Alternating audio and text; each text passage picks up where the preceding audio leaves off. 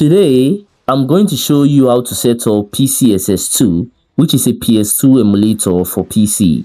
With this, you'll be able to play all your favorite PS2 games on any PC.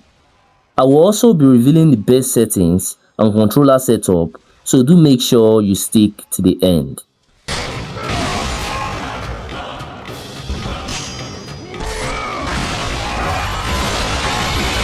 Now, the first thing you want to do is to search for PCSX2 for PC. Now, once you search for this, you are going to see the official website at the top. So click on it.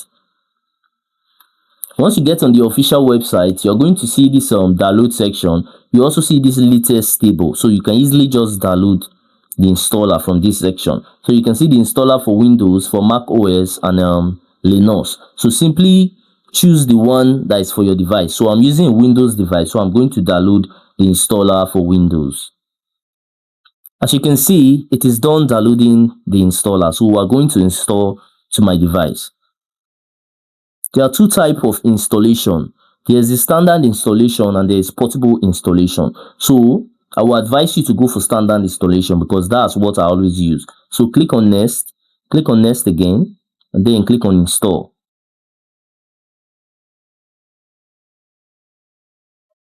Click on finish.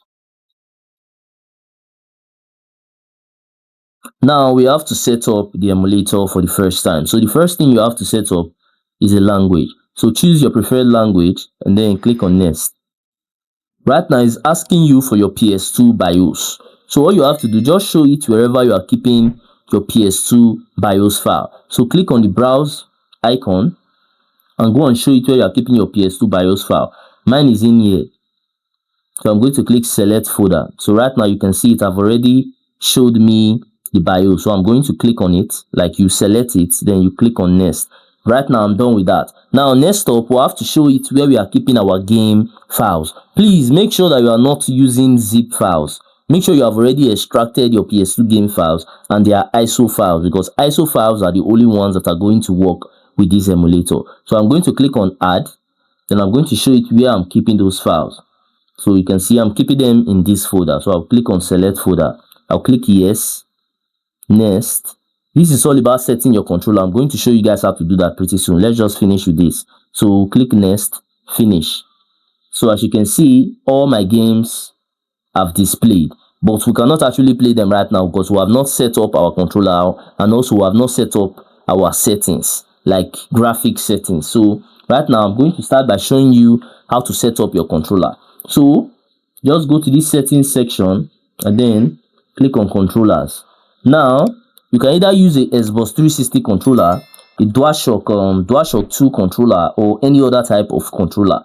You can actually set it up automatically or manually. So I'm going to show you how to get it done. So once you insert your controller, as for me, I'm using Xbox 360 controller. So I'm going to insert that right now. Okay, I've done that.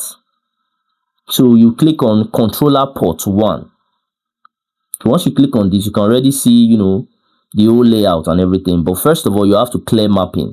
So you clear the mapping. So normally you can use automatic mapping, but automatic mapping do not work with a lot of controllers. So for my Xbox 360, I can just click on this section, click on S input controller, and you have seen it. I've already mapped out everything for me. So this is also another section for you to choose any other controller you have, if you are using different type of controller. But if your controller is not working with automatic mapping, then you have to do it manually. To do it manually, first of all, start by clearing the mapping. Then you tap on anything, just click on anything, like let me say L2.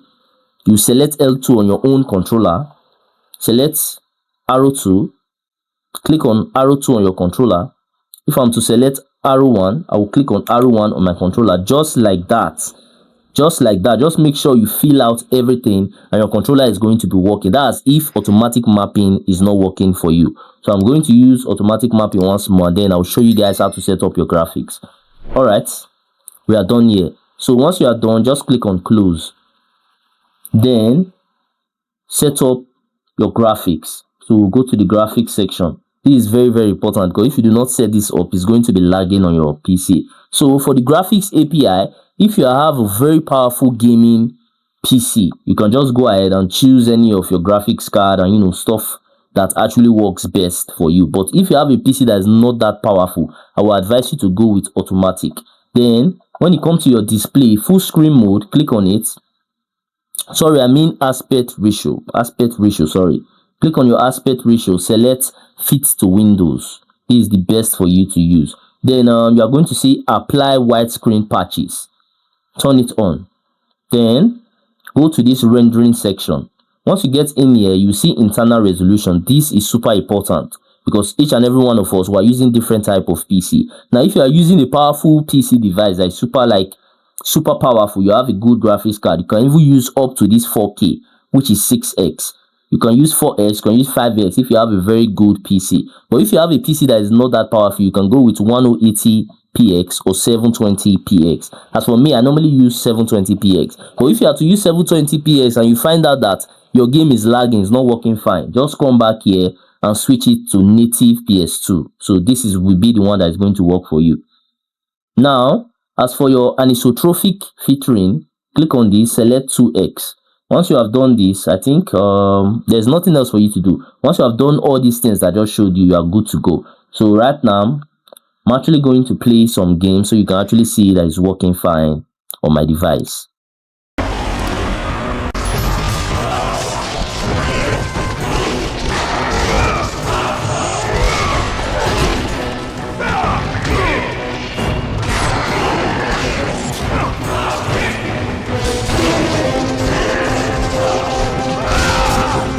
Lastly, if you found any value from this video, then do consider smashing that subscribe button to help me on my YouTube growth journey, because I've been trying to get to 5,000 subscribers for a while now. It have actually been taking me forever just to get there. But I know that with your help, through you smashing that button, I can actually get there super fast and super easy. Also, by now, I think you might be seeing some of my similar videos or some of my playlists on your screen. So if you have some free time, you can also go ahead and watch that to learn more from my channel, because we learn every day. And that's it for that. I'm going to see you guys on my next video.